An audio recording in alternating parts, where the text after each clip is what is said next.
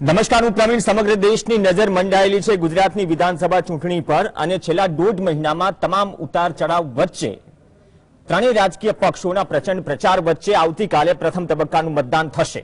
89 બેઠક, 19 જિલ્લા, સૌરાષ્ટ્ર અને કચ્છનો ઝોન સાથે દક્ષિણ ગુજરાત.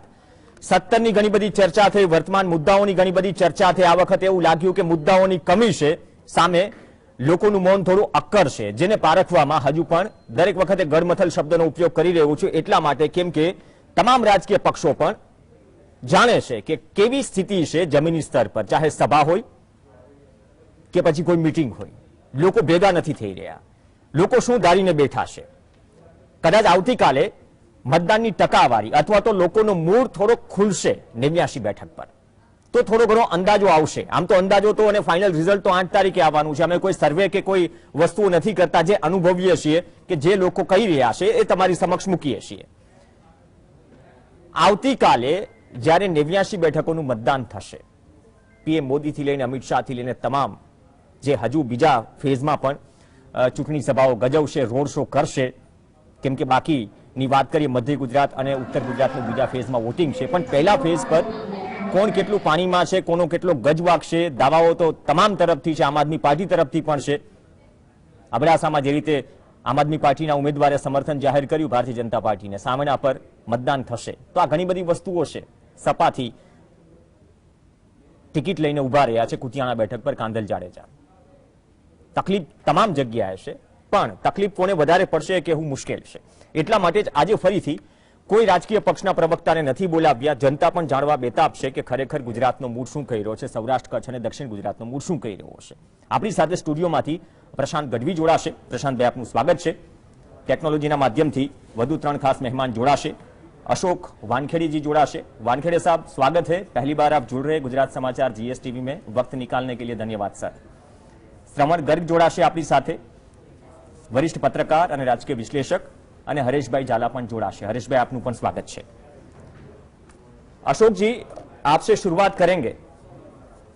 जी, पूरे देश की नजर है गुजरात पर. गुजरात में तो जनता अभी अपने पत्ते नहीं खोल रही है. कल 89 सीट्स पर वोटिंग होगी, लेकिन अभी तक सभी पॉलिटिकल पार्टीज के लिए यह जानना मुश्किल है कि जनता अंदर से सोच के क्या बैठी है. लेकिन गुजरात का यह चुनाव राष्ट्रीय स्तर पर कैसे देखा जा रहा है और क्या मैसेज मिल रहा है, क्या रिपोर्ट्स मिल रहे हैं यहां से? हम तो घूम ही रहे हैं, लेकिन आप भी घूमते हैं पूरा देश और पॉलिटिकली जो अंडर करंट चल रहा है उससे काफी अच्छी तरह से वाकिफ होते हैं और बेबाक तरीके से आप अपनी बात रखते हैं. तो क्या मैसेज मिल रहा है गुजरात से? देखिए, गुजरात में आज तक हमेशा बायपोलर था. मतलब दो सीधी सीधी पार्टियां थी, कांग्रेस और बीजेपी आमने सामने टकराती थी और नतीजे जो आते थे वो गुजरात की जनता देखती थी. इस बार पहली बार, पिछली बार केशुभाई पटेल ने भी एक पॉलिटिकल पार्टी खोलने का प्रयास किया, लेकिन वो बहुत बुरी तरह से मिसफायर हुआ. लेकिन इस बार आम आदमी पार्टी जिस ताकत से गुजरात में उतरी है, और खासकर शहरी इलाकों में, खासकर सौराष्ट्र के क्षेत्र में और कुछ ग्रामीण इलाकों में, जिस हिसाब से उन्हें जबरदस्त जनसमर्थन दिखाई दे रहा है, खासकर मध्यम वर्गीय लोग, सरकारी कर्मचारी और यूथ, इनके वजह से कहीं ना कहीं भारतीय जनता पार्टी बैकफुट पे नजर आ रही है. क्योंकि हमेशा के परंपरागत जो राइवल पार्टी थी, कांग्रेस विरोधी थे, परंपरागत विरोधी थे, उनसे लड़ना बीजेपी जानती थी. बीजेपी को आम आदमी पार्टी की लड़ाई कहीं ना कहीं कंफ्यूज कर गई. और यही कारण है कि सारे जो विश्लेषक हैं या इंटेलिजेंस एजेंसी के लोग भी है, जो हम भी लोगों के टच में रहते हैं, उन लोगों के, वो लोग भी अभी क्लियर कट ये बात बताने की स्थिति में नहीं है कि जनता के मन में क्या है. लेकिन जनता जो मोदी मोदी मोदी की रट लगाती थी, वो यदि बीजेपी के सभाओं में मोदी जी की हो, अमित शाह की हो या मुख्यमंत्री की हो, उनके सभाओं में नरनाथ दिखती है, गायब दिखती है, चेयर्स खाली लगती है, उनकी भेजी हुई गाड़ियां वापस आती हैं.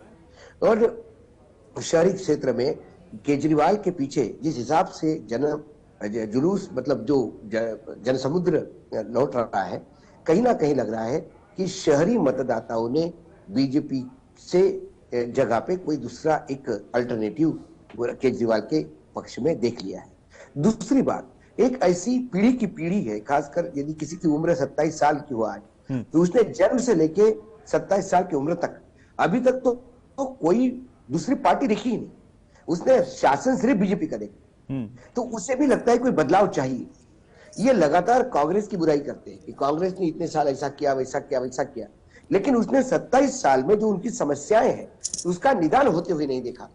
तो कहीं ना कहीं वो भी नाराज है, वो भी अल्टरनेटिव ढूंढ रहा है। उसने कांग्रेस को नहीं देखा, लेकिन आम आदमी पार्टी का दिल्ली देखा, पंजाब देखा, आम आदमी पार्टी का यूफोरिया देखा, उसके पीछे जो लोगों का भागता हुआ जो जनमानस है वो देखा, तो वो कहीं ना कहीं उससे इन्फ्लुएंस्ड है। तो शहरी मतदाता, खासकर मध्यम वर्गीय, सरकारी कर्मचारी हो या यूथ हो, वो केजरीवाल के साथ खड़ा होता हुआ दिखाई देता है। इसीलिए बीजेपी कहीं ना कहीं बैकफुट पे नजर आ रही है। ये जो सौराष्ट्र जो पहली खेप में जो चुनाव हो रहे हैं, सौराष्ट्र में, कच्छ में और खासकर दक्षिण गुजरात में, दक्षिण गुजरात तो चलो मान ले कि बीजेपी का गढ़ है, लेकिन सौराष्ट्र और जो कच्छ है, जो 56 करीब वहां की टोटल सीटें 54 सीटें, 54 दोनों को कच्छ को मिला के उन 54 सीटों में बहुत ज्यादा बुरी हालत बीजेपी को दिखाई दे रही है। दूसरा एक महत्वपूर्ण पहलू है कि 28 सीटें पिछले चुनाव में ऐसी थी जो बीजेपी जीती थी और वो बहुत ही कम मार्जिन से जीती थी। यदि उस जगह पे आम आदमी पार्टी बीजेपी का वोट खा जाती है तो वो कम मार्जिन की सीटें बहुत डिफिकल्ट हो जाएगी, 28 सीटें। ये बीजेपी को डर बहुत सता रहा है। इसलिए कोई भी एजेंसी हो या सेफोलॉजिस्ट हो या जो लोग हो, ये डंके की चोट पे बता नहीं पा रहे हैं कि बीजेपी चुनाव जीतेगी। हाँ, हंग असेंबली आ सकती है, बीजेपी जीत भी गई तो बहुत ही मार्जिन, मतलब 92 चाहिए आपके यहाँ, 93, 94, 95 तक यदि सीटें आती है तो कोई बड़ी जीत नहीं मानी जाएगी। ये वर्तमान में स्थिति दिखाई दे रही है। जो गुजरात के मतदाताओं से बात करूं या मैं भी गुजरात घुमा हूं, जो लोगों से बातचीत से जो निचोड़ निकला वो ये निकला है।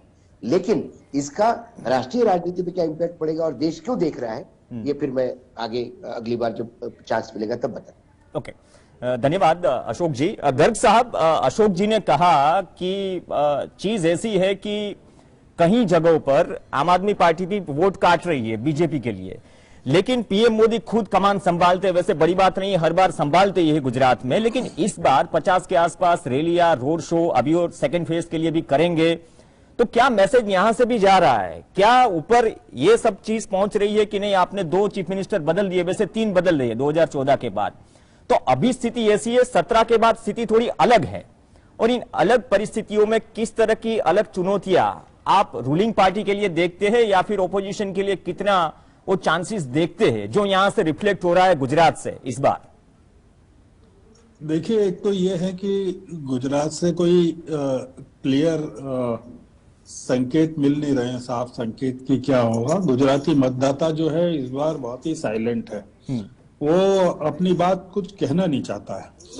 ये जो 89 सीट्स हैं, ये देखिए सौराष्ट्र और साउथ गुजरात की सीटें हैं।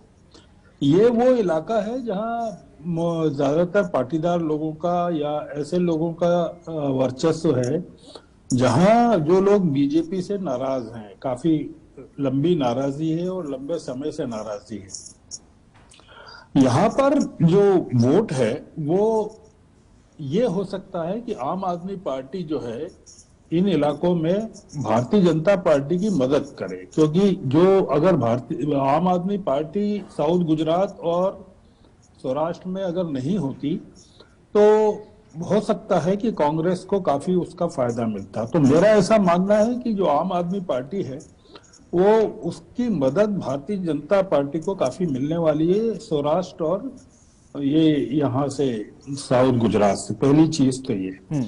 दूसरी चीज ये मैं कह रहा हूँ कि भारतीय जनता पार्टी को इस बार काफी मेहनत करना पड़ रही है। आपने भी जैसे कहा, प्रधानमंत्री ने अपने पिछले तमाम पूरे कार्यकाल में गुजरात में इतनी मेहनत कभी नहीं की। उन्होंने अमित भाई को भी वहां इतनी मेहनत नहीं करना पड़ी जितनी की रैलियां, रोड शो तमाम उनको करना पड़े। खासकर आपने देखा कि साउथ गुजरात में रोड शो और रैलियां तो कभी आपने सुना नहीं होगा कि प्रधानमंत्री या भारतीय जनता पार्टी के बड़े बड़े नेताओं ने की होगी। एक जो चीज है वो महत्वपूर्ण ये है कि जो फर्स्ट फेज का इलेक्शन है वो इम्पोर्टेंट है गुजरात के पूरे चुनाव के लिए, क्योंकि सौराष्ट्र से जो साउथ गुजरात से जो करीबन 7-8 लाख और गुजराती सौराष्ट्र जाते हैं मतदान के लिए, जो कारीगर हैं और तमाम लोग हैं जिनके घर तो सौराष्ट्र में है पर जो काम सूरत में और इन तमाम जगहों पर करते हैं, वो इस बार उनका एटीट्यूड क्या रहता है, वो जा पाते हैं कि नहीं, उनको साधन मिलते हैं कि नहीं जाने के, सरकार का एटीट्यूड क्या रहता है, क्योंकि मतदान तो एक ही दिन है पूरा का पूरा, सौराष्ट्र में भी और साउथ गुजरात में भी। तो सौराष्ट्र में कोई, मेरे ख्याल से अगर मैं गलत नहीं हूं तो कोई 27 लाख मतदाता हैं जो ये पूरे के पूरे जो पाटीदार समाज का प्रतिनिधित्व करते हैं। तो ये जो पूरा 89 सीट्स हैं ये डिसाइसिव होंगी, ये निर्णायक होने वाली गुजरात के चुनाव में, क्योंकि आप देखेंगे कि आम आदमी पार्टी का जितना जोर साउथ गुजरात में और सौराष्ट्र में है, नॉर्थ गुजरात में या सेंट्रल गुजरात में उतना नहीं है। सेंट्रल गुजरात में है थोड़ा, पर वहां उतना नहीं है जितना सौराष्ट्र और साउथ गुजरात में है। तो अब ये पूछा जाना चाहिए कि भाई आप इतना जोर जो है साउथ गुजरात में और सौराष्ट्र में ही क्यों लगाया आपने। तो वहां पर जो बीजेपी की नाराजगी का जो वोट है, पाटीदार समाज का है या और चीजें हैं, वो कांग्रेस में नहीं जाना चाहिए और आम आदमी उसके सारे वोट को कॉर्नर करके कांग्रेस को नुकसान पहुंचा दे। ये मेरे ख्याल से एक थोड़ी सी स्ट्रेटेजी मुझे वहां नजर आती है। तो इस बार भाजपा के लिए दिक्कत तो है, काफी दिक्कत है वहां, पर वो दिक्कत इस तरह की है कि वो कांग्रेस की जो पिछले बार की जो 77 सीट्स की जो लीड थी, मेरे ख्याल से 77 सीट्स थी कांग्रेस को पिछले बार, 77। तो वो थोड़ी सी धक्का लग सकता है कांग्रेस को, पर और वो आम आदमी पार्टी के कारण लग सकता है, क्योंकि आम आदमी पार्टी ऐसी बहुत सारी सीट हैं जहां पिछले बार चुनाव में 2017 के चुनाव में जो हार और जीत का मार्जिन जो था वो करीबन 10,000 के करीब भी रहा है, बहुत 10,000 से कम भी रहा है, बहुत सारी सीटें ऐसी हैं। तो ये आम आदमी पार्टी उन सीटों पर ज्यादा नुकसान पहुंचा सकती है, कांग्रेस को नुकसान ज्यादा पहुंचेगा और भाजपा को आम आदमी पार्टी से कम नुकसान पहुंचेगा। तो ये पूरा का पूरा जो खेल है, मुझे इस बार जो लग रहा है वो ये लग रहा है कि ये ट्रायंगुलर कॉन्टेस्ट इस तरह का हो गया है जिसमें मेरा एक अनुमान ये भी है कि हो सकता है किसी भी पार्टी को बहुमत नहीं मिले, क्योंकि आप देखिए कि पिछली बार 2017 में जब नरेंद्र भाई काफी पावरफुल रहे थे 2017 में, आज की तुलना में कहता हूं, आज भी हैं पावरफुल, पर पिछली बार ज्यादा, क्योंकि सत्ता में आकर उनको सिर्फ 3 साल हुए थे तब दिल्ली में, तो उनका ऑरा बहुत था, उसके बावजूद उनको सिर्फ 99 सीट्स मिली भाजपा को। अभी 5 साल में, जैसा आपने भी कहा, 2014 के बाद से 3 मुख्यमंत्री बदल गए, आनंदीबेन, फिर रूपाणी और फिर ये अपने भूपेन भाई हैं। एंटी इनकम्बेंसी बहुत जबरदस्त है वहां गुजरात में, और हिंदुत्व का जो नारा था या पोलराइजेशन था वो काफी कमजोर पड़ गया। अब वो उस तरह का हिंदुत्व की बात गुजरात में है नहीं कि वो हिंदुत्व की रक्षा के नाम पर गुजरात में भाजपा को वोट मिले। तो अभी बहुत भाजपा की स्थिति वहां कमजोर है गुजरात में, और ऐसी स्थिति में मुझे ये लगता है कि एक सिचुएशन ये भी बन सकती है कि आम आदमी पार्टी ये देख रही हो कि उसकी मदद के बिना किसी भी पार्टी की सरकार नहीं बन पाए, चाहे वो 2 सीट हो, 4 सीट हो, 5 सीट हो, क्योंकि आप देखो कि 77 सीट्स अगर मिली थी पीछे और 99 उसमें मिली थी कांग्रेस को, अगर 9-10 सीटें भी अगर कम हो जाती, 8-9 सीटें भी भाजपा की, तभी तो पूरा का पूरा मामला पीछे बदल जाता। तो अब आज तो स्थिति और खराब है, तो मुझे नहीं लगता कि अभी स्थिति में भाजपा को 99 सीट मिलेगी पीछे बार की तरह। और दूसरा एक रिकॉर्ड आप देखो कि 1995 के बाद से या पीछे के 17-27 साल में बीजेपी की सीट लगातार कम हो रही है। आप अगर पूछे कि आंकड़े देखो तो क्या कारण है कि एक पावरफुल चीफ मिनिस्टर के होते हुए भी और फिर एक प्रधानमंत्री के होते हुए भी गुजरात में बीजेपी की सीटें क्यों कम होना चाहिए। तो ये नरेंद्र भाई के लिए और भाजपा के लिए बड़ा प्रतिष्ठा का सवाल है कि एक भी सीट कम नहीं होना चाहिए वहां पर गुजरात में, और अगर कम होती है तो उसका इंटरनेशनल इमेज पर फर्क पड़ेगा, पूरे की पूरी दुनिया में फर्क पड़ने वाला है। इसका जो है ना, ये पूरी दुनिया देख रही है गुजरात के चुनाव को, तो वो नरेंद्र भाई सबको झूला झुलाने के लिए गुजरात ले जाते हैं, सारे देश के दुनिया के लोगों को, बड़े बड़े लोगों को, जो हेड ऑफ द स्टेट्स होते हैं। तो अभी थोड़ी दिक्कत आ जाएगी, कभी कमजोर हो गई बीजेपी तो जी। दिक्कत की आपने बात की, हरेशભાઈ અવાજ પહોંચી રહ્યો છે? જે ગર્ગ સાહેબે વાત કરી, અશોક વાનખેડીજીએ વાત કરી કે કદાચ એવી પણ સ્થિતિ છે ટ્રાયેંગલ, જે ત્રિપાંખીય જંગની આપણે વાત કરીએ છીએ, દક્ષિણ ગુજરાત અને સૌરાષ્ટ્ર, એવું કહેવાય છે કે સીઆર પાટીલના હાથમાંથી કમાન લઈ લીધી અમિત શાહે, જે સ્થિતિ હતી અહીંયા આવીને. દક્ષિણ ગુજરાતમાં તો ગઈ વખતે ચલો સુરતની જિલ્લાની વાત કરીએ, 16માંથી 15 જેવી સીટ બીજેપી લઈ ગયું અને એના આધારે સરકાર ટકી ગઈ. સૌરાષ્ટ્રમાં સ્થિતિ અલગ છે. વિજય રૂપાણી જયારે સીએમ પદ છોડે છે એ બાદની સ્થિતિ થોડી બદલાય. આપણે જાણીએ છીએ કોણ કોના લોબિંગ ખતમ કરવા લાગ્યા, ઘણા બધા સમાચારો આપણને આવ્યા. એ બંને પરિસ્થિતિમાં, આ બંને ઝોનમાં તમે સ્થિતિ કઈ રીતે બદલાવના રૂપમાં જુઓ છો? ઉપરથી જે ત્રિપાંખીયા જંગની વાત કરી, કોણ કોને વધુ નુકસાન પહોંચાડે છે એના કરતા શું એવું માની લે કે અંદર ખાને પોલિટિકલી પણ પાર્ટીમાં એટલો અંદર ખાને કકડાટ કે કરંટ છે, એ પણ થોડો પત્તા ખોલે એવો નથી, સમય પ્રમાણે ખુલશે એવું માની લઈએ? જો તમે 3 મુદ્દા લીધા છે. પહેલો મુદ્દો તમે એ લીધો કે દક્ષિણ ગુજરાતમાં શું થશે, ખાસ કરીને સીઆર પાટીલના ગઢમાં અમિત શાહે કંટ્રોલ લઈ લીધો. અમિત શાહે કંટ્રોલ લીધો શેના માટે લીધો? ટિકિટ ફાળવણીમાં. મતદારો ઉપર કોનો કંટ્રોલ છે? કોઈનો નથી. મતદારો શું નક્કી કરવા છે?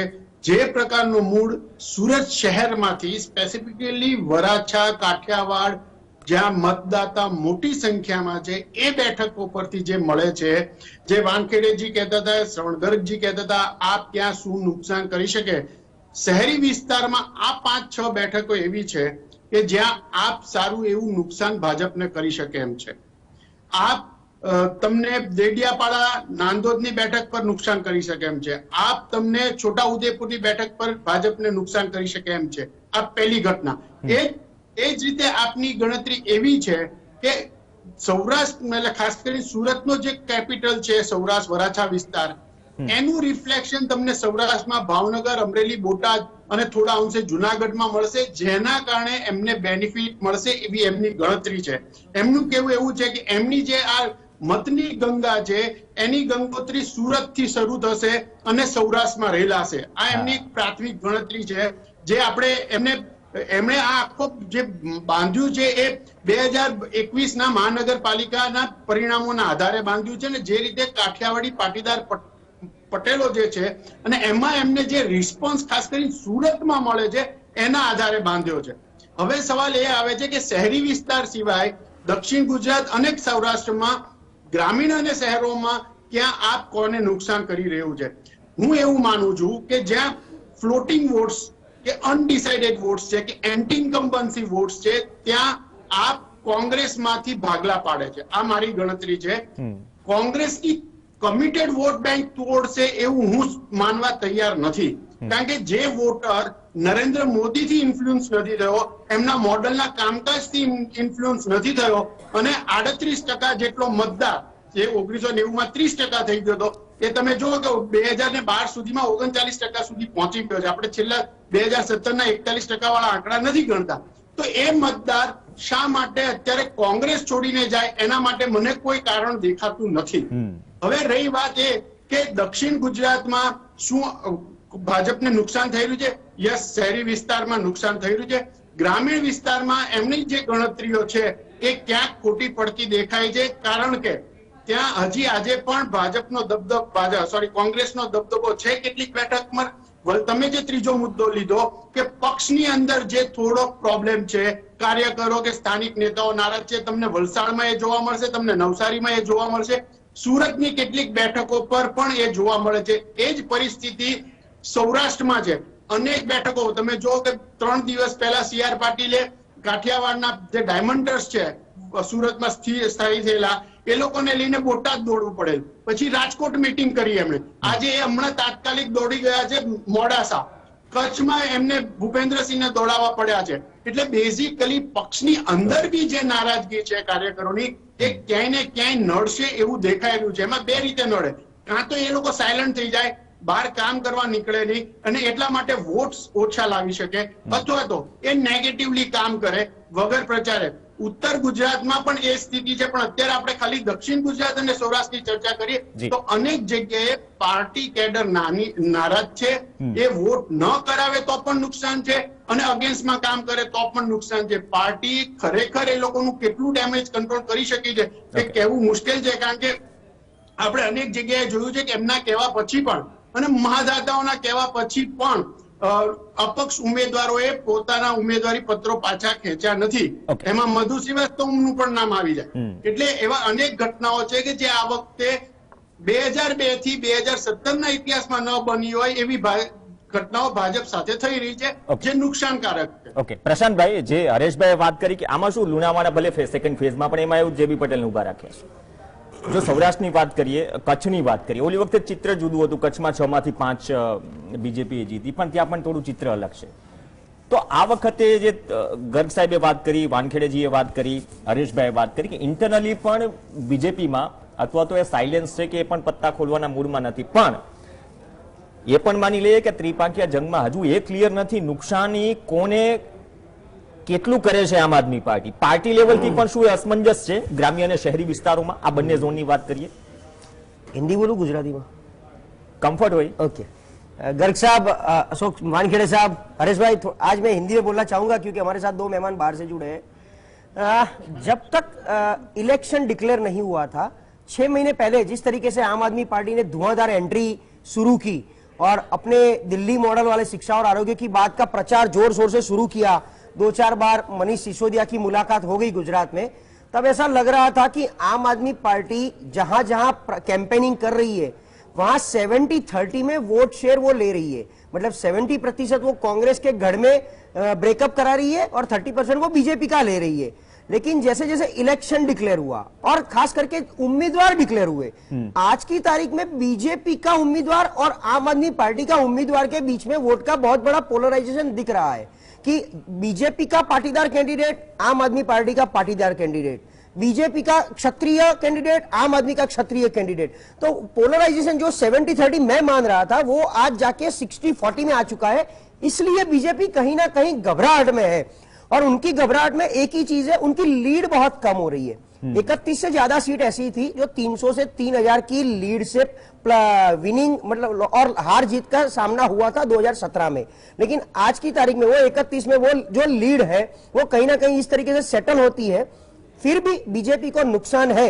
अगर आम आदमी पार्टी नहीं आती तो बीजेपी को केक वॉक था, लेकिन इसके आने के बाद और ये वोट पोलराइजेशन के बाद अभी थोड़ा जो संघर्ष कर रही है, और मैं जिस तरीके से मोदी साहब और अमित शाह साहब को जो रीड कर रहा हूं, ऐसा नहीं है कि हालत गंभीर है इसलिए वो दौड़ के हर दूसरे दिन आते हैं. मैं ऐसा मानता हूं ये दोनों की एक मेंटालिटी ऐसी हो चुकी है कि बीजेपी मतलब हम दोनों मतलब बीजेपी हमसे कोई बड़े नहीं होने चाहिए. तो ये देखिए पूरे इलेक्शन में उन्होंने क्या पुरवार किया. अब आती है बात नाराजगी की कि जितने नाराज जो मंत्री है जिनको टिकट नहीं दिया है वो सब साइलेंट है. लेकिन बीजेपी की एक खासियत और खूबी ये है कि उनके हर एक नाराज मंत्री या मतलब नाराज जो विधायक होते हैं वो बाहर आके नुकसान नहीं करते, वो साइलेंट हो जाते. उनका जो दबदबा उनकी कंस्टिट्यूएंसी में होता है, इवन वोटर पर, वो लोग वोटर को भी बंदी बना देते हैं. अगर कोई सामने कांग्रेसी प्रत्याशी कोई बहुत बड़ा आ जाता है तो वोटर को भी बोलते हैं कि आपको वोटिंग करने नहीं जाना है, बाहर नहीं निकलना है. और वो लेवल तक का काम मैंने देखा हुआ है कंस्टिट्यूएंसी में. इस बार उन्होंने साइलेंसी जताई है. मतलब वो साइलेंसी में वो लोग फोर्स नहीं कर रहे हैं. जो लोग बाहर खुल के आना चाहते हैं, कांग्रेस को सपोर्ट करना चाहते हैं, उनके नाराज कार्यकर उनको करने देते हैं, उनके ऊपर कोई दबाव नहीं डालते. तो ये साइलेंसी कहीं ना कहीं अफेक्ट करेगी, छोटी मोटी बीजेपी को लीड में करेगी.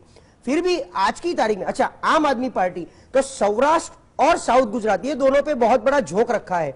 ठीक बताया गर्ग साहब ने और अशोक साहब ने कि ये यहीं पर है आम आदमी पार्टी. तो एक चीज बहुत क्लियर हो गई कि सिर्फ 89 सीट पे फोकस है उनका ज्यादा, मध्य गुजरात और नॉर्थ में आपको नहीं दिखेगा. तो 89 से तो सरकार बनने वाली है नहीं. तो क्लियर हो गया कि आम आदमी पार्टी सरकार नहीं बना रही है, तो जो भी सीट लेके आती है और वोट शेयर लेके आती है तो वो उसका बंटवारा होगा। कांग्रेस बहुत मेंटली क्लियर है कि उनको 130 सीट पर लड़ना है। 50 सीट ऐसी है जहां कांग्रेस पहले दिन से हार मानती है, जैसे सूरत की आप बात कर लो, 16 में से एक भी सीट पर सूरत कभी भी एग्रेशन से नहीं लड़ेगी। वो मतलब सीट रखने के लिए, सिर्फ उम्मीदवार खड़ा करने के लिए होता है। ठीक उसी तरह अहमदाबाद की 16 सीट में 10 सीट ऐसी है जो एकदम प्रभावित है, बीजेपी का गढ़ है, वहां वो मेंटली क्लियर होती है। बड़ौदा में आप कांग्रेस मेंटली क्लियर होती है कि यहां हम कभी जीतने वाले नहीं। तो 50 सीट को छोड़ के 130 सीट में लड़ना है, तो वही रूरल का एरिया, रूरल का ऐसा बेल्ट है जहां वो बीजेपी उम्मीदवार, जातिगत समीकरण, मतलब ऐसा वोट वो कुछ करके कांग्रेस जीत रही है। तो 55, 60, 65 तक आना कांग्रेस के लिए बहुत बड़ी बात नहीं है। वो तो घर पे बैठे रहेंगे ना कांग्रेस वाले, तो भी इतनी सीट उनको मिल जाएगी। जैसे हरेश भाई ने बताया कि कांग्रेस का एक कमिटेड वोटर है, तो कमिटेड वोटर कांग्रेस का है, थोड़ा बहुत स्विंग है। बाकी जो भाजपा का जो कमिटेड वोटर्स है वो थोड़ा स्विंग होगा। ये दोनों का मिला के સિંગલ ડિજિટ पे આમ આદમી को मिल सकता है। ઓકે, આમાં વસ્તુ એ છે કે લોકો કહે ને કે ડિબેટમાં, એટલે રાજકીય પ્રવક્તાઓને નથી બોલાવ્યા પોલિટિકલ પાર્ટીના, કે જે અસમંજસતા છે ને થોડી દૂર થાય, અથવા લોકો પણ બેતાબ છે જાણવા માટે કે ખરેખર ઘટી શું રહેવું છે, જે સામે દેખાઈ રહ્યું છે તે ઘટી રહ્યું છે કે તેના પડદા પાછળ કંઈક અલગ જ ઘટી રહ્યું છે, એ પણ એક સવાલ છે। એક બ્રેક માટે રોકાઈશું। આમાં ડબલ એન્જિન સરકારની વાત થઈ રહી છે, એક મોકાની વાત થઈ રહી છે, પરિવર્તનની વાત થઈ રહી છે, પણ આ ત્રણ વિકલ્પ વચ્ચે વિકલ્પ જનતા નક્કી કરશે। ઝોન વાઇઝ ઘણો બધો ટ્રેન્ડ નક્કી કરશે। ગઈકાલે પણ કહ્યું હતું ટ્રેન્ડ સેટ કરશે સેકન્ડ ફેઝ માટે, આ પહેલો ફેઝ। બ્રેક બાદ અશોક વાનખેડેજી પાસે જઈશું અને વધુ વાત કરીશું, કેમ કે ડબલ એન્જિન સરકારની વાત થઈ રહી છે તો ખરેખર ડબલ એન્ટી ઇન્કમ્બન્સી પણ છે ખરા? ઉમેદવારોથી લઈને મેસેજ શું જઈ રહ્યા છે, અંદર ખાને શું કરણ છે, વિસ્તારથી વાત કરીશું બ્રેક બાદ। તો આવતીકાલે 89 સીટ પર સૌરાષ્ટ્ર, કચ્છ અને દક્ષિણ ગુજરાતની પ્રથમ તબક્કામાં મતદાન 19 જિલ્લા છે અને સાથે સાથે બીજા ફેઝ માટે રોડ શો અને સભાઓની તૈયારીઓ પણ થઈ રહી છે। પીએમ મોદી પણ રોડ શો યોજશે। ચર્ચા આગળ વધારીએ।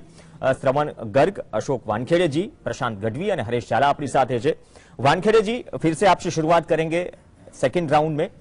एक चीज होती है कि एक परंपरा रही है, आप किसी भी राज्य को पकड़ लीजिए, कि इलेक्शन से एक आध साल पहले मुख्यमंत्री बदलना, ये हमने बाकी राज्यों में भी देखा। यहां पे तो पूरी कैबिनेट को बिठा दिया, बाद में पूरी जो पुरानी कैबिनेट थी सबके टिकट काटे, दूसरी जो कैबिनेट थी 4-5 लोगों के उनके भी टिकट कटे। डबल इंजन सरकार का नारा है, लेकिन क्या आप मानते हो कि इस बार जो मतलब मैसेज जा रहा है राष्ट्रीय स्तर पे, तो डबल एंटी इनकम्बेंसी, क्योंकि कोविड काल भी हमने देखा, महंगाई, बेरोजगारी एक बहुत बड़ा मुद्दा था, शायद इसीलिए हम भी घूमे गुजरात, लेकिन लोग हैं, बोलना चाहते हैं, तकलीफ है, लेकिन ऑन कैमरा कम ही बोलते हैं। अगर कैमरा हट जाए तो आपको वो सच सुनने को मिल जाएगा जो सही में महसूस करते हैं लोग। मध्यम वर्ग के परिवार की बात की जाए, छोटे आदमी की बात की जाए, तो भले ही क्या हमें लगे इस बार कोई मुद्दा नहीं है, लेकिन यही मुद्दे गड़े हुए हैं जनता के अंदर गुजरात में।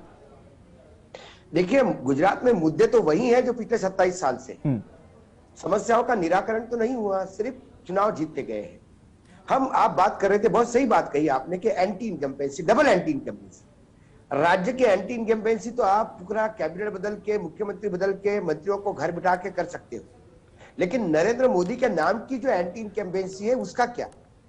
वो तो जबरदस्ती थोपी जा रही है जनता पे। जनता भी तो 27 साल से वही लॉलीपॉप झेल रही ना, नई बात तो कुछ कह ही नहीं रहे। आज भी आपको गोधरा याद आ रहा है, आज भी आपको सर्जिकल स्ट्राइक याद आ रहा है, आज भी आपको आतंक याद आ रहा है, आज भी आप इस पे वोट मांग रहे हैं कि यदि हम सत्ता में नहीं आएंगे तो घर में घुस के आतंकवादी आपको मारेंगे। कब हुआ गुजरात में ऐसा? कब आतंकवादी घुस के मारे थे? और क्यों होगा गुजरात में? क्या हमारी सेना इतनी कमजोर पड़ गई कि बाहर से आतंकवादी आके गुजरात में घुस के मारेंगे? ये सारा डर दिखा के आप वोट मांग रहे हैं, क्योंकि प्यार से वोट आपको मिलते थे एक जमाने में जब लोग आपसे प्यार करते थे। अब लोग आपसे प्यार नहीं करते। इसलिए मैंने कहा, जब मतदाता साइलेंट हो जाता है, इसका मायना यह है कि वो मोदी नहीं कर रहा है जो पहले करता था। वो साइलेंट हो गया, इसका मतलब वो आपसे नाराज है। वो कहां जाएगा ये उसने तय करना है। उसके लिए ऑप्शन कांग्रेस भी है, उसके लिए ऑप्शन आम आदमी पार्टी भी है। सभी को लगता है कि आम आदमी पार्टी कांग्रेस को नुकसान करेगी, लेकिन सूरत में आम आदमी पार्टी है तो बीजेपी है आमने सामने।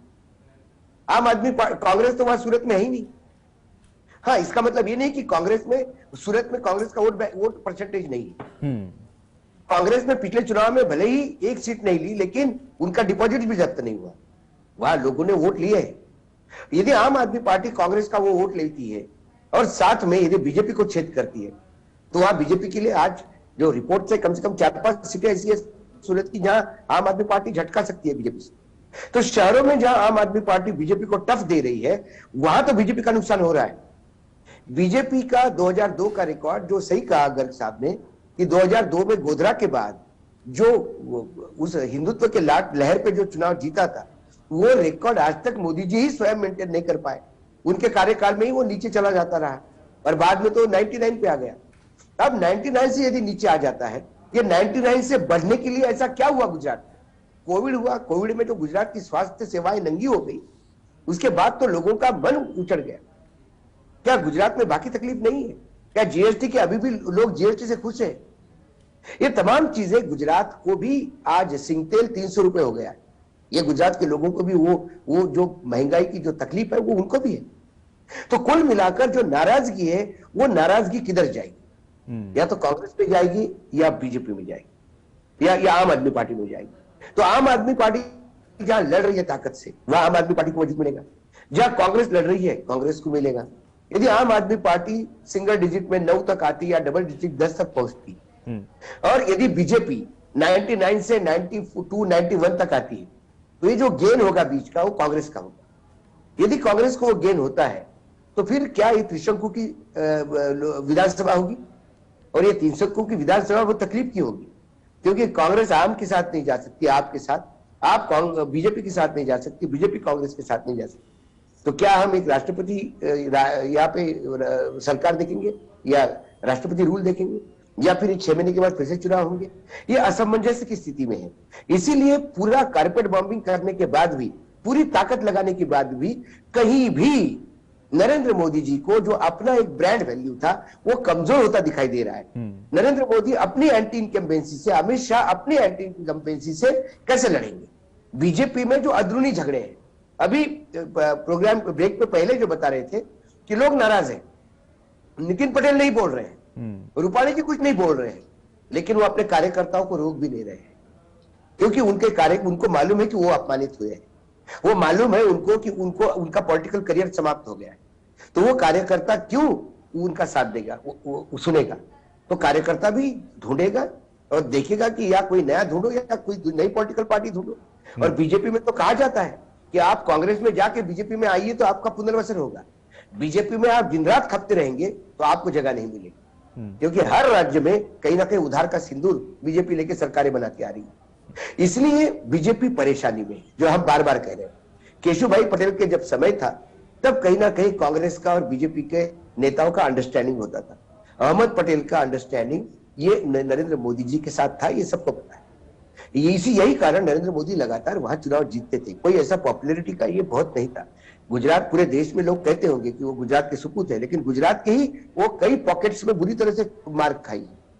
नहीं तो 50 सीट कांग्रेस कैसे ले आती 2002 के गोधरा के बाद?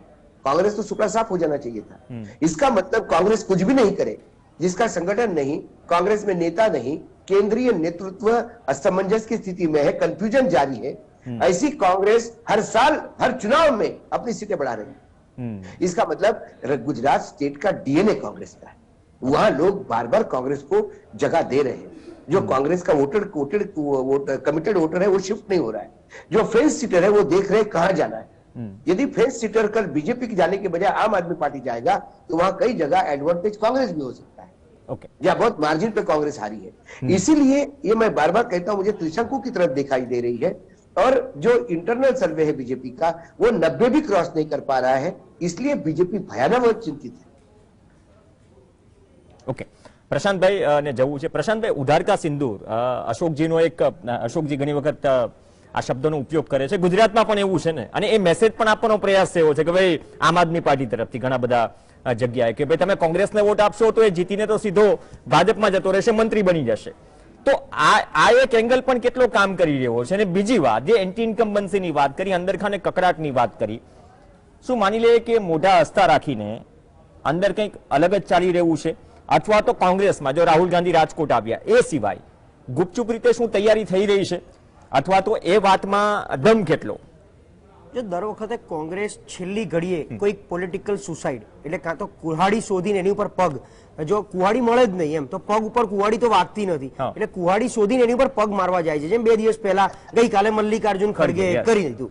એ આમ ભલે હવે કંઈક બહુ મને એવું લાગે છે અમુક વસ્તુની અસર બહુ નથી પડતી આ બધી વસ્તુની, એને લઈને બીજેપી નો ફોજ બહુ એક્શનમાં આવી જાય છે અલગ વસ્તુ છે, પણ એની વોટ ઉપર હવે અસર નથી પડતી. પહેલી વાત, કોંગ્રેસ અત્યારથી ગોલ પોસ્ટ ઉપર આવી રીતે સેલ્ફ ગોલ કરી નાખતી હતી, એની અસર પડતી હતી. કાં તો કોંગ્રેસ જેમ અશોક વાનખેડે સાહેબે બહુ સ્પષ્ટ શબ્દ જે ઉચ્ચારી દીધો છે કે દિલ્હીમાં બેઠેલું કોંગ્રેસનું મોવડી મંડળ ક્યાંક ઈચ્છતું નહોતું અત્યાર સુધી કે ભાઈ અમારે ગુજરાતમાં સરકાર બનાવી છે. આ વખતે જગદીશભાઈ એકલા હાથે મરણિયા પ્રયાસથી, કારણ કે તમે સૌથી પહેલા જુઓ ક્યાંય જૂથબંધી નથી, ક્યાંય ટિકિટનો બટવારામાં ક્યાંય ગુટબંધી નથી, એટલે જેને કહેવાય ને કે કોટા સિસ્ટમ આ વખતે ના જોવા મળી.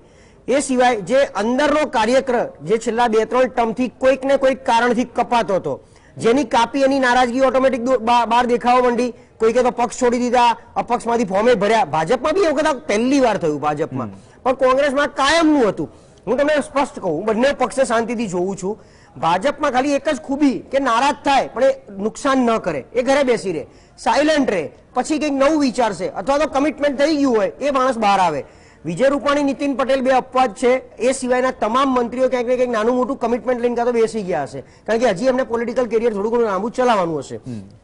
કોંગ્રેસમાં કેવું છે હું તમને કહું કે ત્યાં સંગઠન થોડું ઘણું નબળું પડે છે.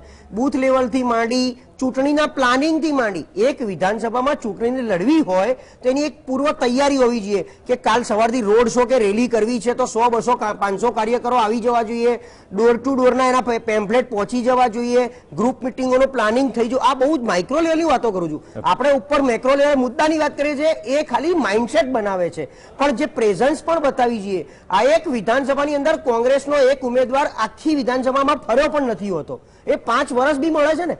હારેલો ઉમેદવાર, એક ભાજપમાં તમે જુઓ કે હારી ગયેલો ઉમેદવાર 5 વર્ષ પોતાની અસ્તિત્વ ટકાઈ રાખવા માટે પણ પોતાની હાજરી પુરાઈ રાખે. ધારાસભ્યો ના હોય તો મંત્રીને બોલાવીને કોઈ કામ કરાવી દેશે, કોઈ એકાદી ઇવેન્ટ કરાવી દેશે, ચીફ ગેસ્ટ બનાવી દેશે, આવું બધું થતું હોય છે. જ્યારે કોંગ્રેસમાં હારેલો ઉમેદવાર બીજી વખતે ટિકિટ લેવાની હોય એના 6 મહિના પહેલા જ જાગશે અને પછી પોતાના બોર્ડ બેનર્સ લગાવી દેશે, દિવાળી મુબારક, સાલ મુબારક, ગણપતિ ગણેશ ચતુર્થીની શુભેચ્છાઓ, આ બધા પોસ્ટરથી પછી ટિકિટો લઈ આવે છે. અને છેલ્લે આ લોકોને અત્યારે આ વખતે ફંડ ઓછા આપ્યા છે. મેં તો ત્યાં સુધી સાંભળ્યું છે કે કોંગ્રેસના ઉમેદવારો માત્ર ચૂંટણી ફંડ લે છે, એમાંથી 50% ઘર ભેગું કરે છે, 50% બતાવવા માટે કરે છે, અને બાકી ચૂંટણી લડવાની છે એના નામે ફંડ એકઠું કરી પછી એ ફંડ 5 વર્ષ પોતાનામાં વાપરે છે અને જલસા કરે છે. અને કોંગ્રેસના મેક્સિમમ નેતાઓ પાસે ભાજપના કોન્ટ્રાક્ટ છે. કયા? એટલે બધા રોડના, રસ્તાના, કોર્પોરેશનના, સફાઈના, ડસ્ટબિનના, બીજા ત્રીજા આવા. એટલે આ ભાજપે બી સ્માર્ટગીરી કરી છે. કોંગ્રેસના મોટા નેતાઓ બધા કોન્ટ્રાક્ટ આપી દીધા છે કે ચૂંટણી ટાણે આપણને નડે નહીં, અમદાવાદની BRTS હોય, એના રેલિંગની સફાઈનું કામ હોય, બીજું આ બધા કોન્ટ્રાક્ટ કોની પાસે છે? કોંગ્રેસ પાસે છે. બસો, પ્રાઇવેટ બસો જે ફેરવે છે, આપણે જેની વાતો કરીએ છીએ, આ ગઠબંધન ચાલતું આવ્યું હતું, પણ આ વખતે ગઠબંધનથી બહાર આવવાનો પ્રયત્ન થયો છે. ક્યાંક એની અસર ગ્રાઉન્ડ ઉપર દેખાઈ રહી છે. એટલે કોંગ્રેસને હજી પણ જંગી સફળતા, એમના માટે જંગી એટલે હવે બીજી એક વાસ્તવિકતા કે ભાજપ 94 સીટથી જીતે ને, 92 જોઈએ જીતવા માટે, તો એ 5 વર્ષ ટકી જશે. પણ કોંગ્રેસ 105 સીટથી જો સરકાર બનાવશે તો એ 6 મહિનાથી વધારે નહીં ચાલે. પેલા હમણાં પાડી દેશે, કેન્દ્રમાં તો બેઠા જ છે. એટલે કોંગ્રેસને જીતવું હોય તો મિનિમમ 125 સીટ, જે રાજસ્થાનમાં જેમ આટલું હેવી જે ડિફરન્સ છે એટલી ડિફરન્સથી કોંગ્રેસ જીતે તો બનાવે. હવે એટલો ડિફરન્સ તો કોંગ્રેસને મળવાનો નથી. એટલે હું તો એવું માનું છું કોંગ્રેસ 125 થી બનાવે તો જ સરકાર એની બની કહેવાય. ત્યાં સુધી તો 0 જ ગણવાની આપણે. સરકાર ઠીક છે, શપથવિધિ થશે, પણ 6 મહિના પછી વળી પાછી શપથવિધિ ભાજપનો કોક કરતો હશે. धन्यवाद प्रशांत भाई. Thank you. गर्ग साहब, बीच में यही भी अभी तो स्थिति ऐसे बरमुडा ट्रायंगल, मतलब इसमें कौन फंसेगा ये चीज तय नहीं है, लेकिन ऐसी भी बातें आ रही थी 3-4 महीने पहले कि म्यूचुअल अंडरस्टैंडिंग आप और कांग्रेस के बीच में पर्दे के पीछे चल रही है. इन सब के बावजूद भी क्या आपको लगता है कि इन सब परिस्थितियों में कुछ सरप्राइज मिल सकता है? जो सरप्राइज शायद लोगों ने नहीं, लोग तो करेंगे सरप्राइज, जो पॉलिटिकल पार्टीज ने और साइकोलॉजिस्ट ने मतलब उसकी धारणा नहीं की थी, ऐसा कुछ देखने को मिल सकता है इस बार? मैं बिल्कुल इस बात से वाकिफ हूं और सहमत हूं कि गुजरात के चुनाव बहुत सरप्राइज दे सकते हैं। आप थोड़ा सा इस एंगल से चीजों को देखें कि आम आदमी पार्टी कहां पर जोर लगा रही है। वो साउथ गुजरात में लगा रही है, सबसे ज्यादा जोर वहां लगा रही है। उसके बाद थोड़ा जोर सौराष्ट्र में लगा रही है और नॉर्थ गुजरात और सेंट्रल गुजरात के अर्बन सेंटर्स में लगा रही है। ये आम आदमी पार्टी की पूरी ताकत है। अब वो ऐसा क्यों कर रहे हैं? वो इसलिए कर रहे हैं कि साउथ गुजरात की जो सीटें हैं, जिसमें वराछा और तमाम सूरत के इलाके की जो सीटें हैं, वो पूरा का पूरा इलेक्शन के रिजल्ट को टिल्ट करने वाली है, मतलब इस तरफ या उस तरफ करने वाली हैं। और जो सौराष्ट्र की या अर्बन एरियाज की कुछ सीटें अगर आम आदमी को मिल गई तो वो उसको बोनस में मिलेगी। आपको ऐसा सोचना चाहिए कि रूरल एरियाज में जो मुस्लिम वोट हैं या अर्बन एरिया के मुस्लिम वोट हैं या ट्राइबल वोट हैं या शेड्यूल कास्ट के जो वोट हैं, वो पूरे के पूरे कांग्रेस के साथ इंटैक्ट हैं। भाजपा को अभी अगर सरकार बनानी है तो पूरा का पूरा जोर उसको नॉर्थ गुजरात की और सेंट्रल गुजरात की 100% सीटों पर जोर लगाना पड़ेगा, जैसा कि हम देख रहे हैं कि वो लोग कर भी रहे हैं कि पूरा का पूरा वो जो सरकार बनाने की तैयारी है वो नॉर्थ गुजरात के जो इलाका है उससे और मध्य गुजरात की जो 8 जिले हैं उसकी जो सीटें हैं उसके दम पर वो बनाना चाहते हैं। हालांकि मेरा ऐसा मानना है कि सेंट्रल गुजरात में भी काफी दिक्कत का काम है, क्योंकि वहां का जो मुस्लिम वोट है वो भारतीय जनता पार्टी से नाराज है, तो वहां भी दिक्कत आएगी। ये जो डबल इंजन की बात है ना, उसको थोड़ा सा समझना चाहिए कि ट्रेन में डबल इंजन कब लगता है। आप जरा ये बताइए अपने दर्शकों को कि डबल इंजन तब लगता है जब चढ़ाई होती है और रेलगाड़ी ऊपर चढ़ने की स्थिति में नहीं होती है, तब डबल इंजन लगता है। नहीं तो एक इंजन से पूरी की पूरी ट्रेन लंबी लंबी दूरियां करती है। ये जो गुजरात का डबल इंजन है वो ये है कि वो नरेंद्र भाई और अमित भाई जब से गुजरात छोड़ा है, दिल्ली में बैठकर गुजरात को भी चलाना चाहते हैं। तो इसलिए ये जो स्थिति है कि अब वो गुजरात के आदमी को समझ में आ गया है।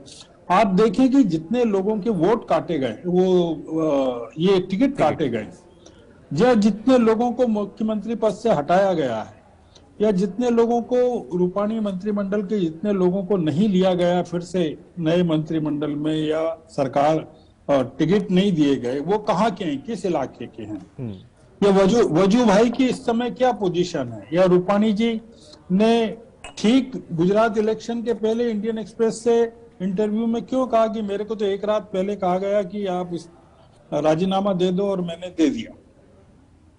क्यों कहा उन्होंने? गुजरात की जनता को बताने के लिए कहा कि पार्टी को बताने के लिए कहा कि क्यों कहा? तो ये जो पूरा का पूरा इलेक्शन का सीन है इस समय, वो काफी सरप्राइजेस देने वाला है। और ये मानकर चलिए कि आम आदमी पार्टी का जो पूरा का पूरा रोल है, वो एक जो चीज है जो आपने कही और जो मैं भी कहता रहा हूं कि आम आदमी पार्टी और कांग्रेस के बीच में एक अंडरस्टैंडिंग बन सकती है। वो इसलिए बन सकती है कि साउथ गुजरात में कांग्रेस का उतना जोर नहीं है जितना कि आम आदमी पार्टी जोर लगा रही है, और सौराष्ट्र में कांग्रेस का भी जोर है और आम आदमी पार्टी भी लगी हुई है और भाजपा भी लगी हुई है। तो जो कांग्रेस का वोट बैंक है, जो ट्रेडिशनल वोट बैंक है, वो इंटैक्ट है। और अभी शंकर सिंह वाघेला का जो पूरा आपने देखा कि किस तरह से वो कांग्रेस के साथ उनके बेटे जुड़े हैं, और जो लोग 16-17 लोग छोड़ के गए थे पीछे बाहर से वो तमाम लोग जो हैं इस समय नाराज हैं अपने उससे। तो ये अभी बीजेपी को जो वहां मेहनत करना पड़ रही है, और जो मोरबी के कारण एंटी इनकम बेसी बहुत ज्यादा पैसा पैदा हुई है। आपने देखा ना कि जयेश पटेल और ओरेवा को लेकर जो मोरबी की 3 सीटें हैं, जिसमें टंकारा भी है और ये भी है, मोरबी की सीट भी है और शायद वांकानेर की सीट है मेरे ख्याल से, नजदीक में तीनों। तो तीनों है ना, तो ये और आसपास की जो नर्मदा महिसागर नर्मदा की जो सीटें हैं, ये अगर इम्पैक्ट इन्होंने डाल दिया, क्योंकि मोरबी के कारण जो नुकसान हुआ है लोगों को और जो जाने गई है, उसका इम्पैक्ट अगर सौराष्ट्र में फैल गया या पूरे के पूरे साउथ गुजरात में फैल गया, तो भाजपा को बहुत बड़ा नुकसान होने वाला है इस इलेक्शन में, मेरा ऐसा मानना है। ओके, हरेशभाई, हरेशभाई अवाज पहुंची રહ્યો છે? हेलो, ओके, वानखेड़े साहब, आंकलन क्या कहता है? इस बार जो मेहनत में लगे हैं आम आदमी पार्टी और बीजेपी, और कांग्रेस तो यहां पे साइलेंटली जो भी कुछ कर रही है, नॉर्थ गुजरात में तो दिक्कत है बीजेपी के लिए, लेकिन क्या सौराष्ट्र में जो मतलब 2012 में जो सीट्स 35 के आसपास जीती थी, पिछली बार कांग्रेस का हाथ ऊपर रहा था, पाटीदार आंदोलन भी था, तो क्या कांग्रेस डैमेज होती है सौराष्ट्र में तो इसका पूरा इंपैक्ट पड़ेगा? जो बीजेपी सरकार बचाने में जो एड़ी चोटी का जोर लगा रही है, जो डबल इंजन के साथ जो प्रचार चल रहा है, प्रचंड प्रचार, तो यहीं से मैसेज देने का प्रयास है कि अगर वहां से कुछ निकल जाए तो सेकेंड हाफ में आंकड़े कुछ अलग हो सकते हैं।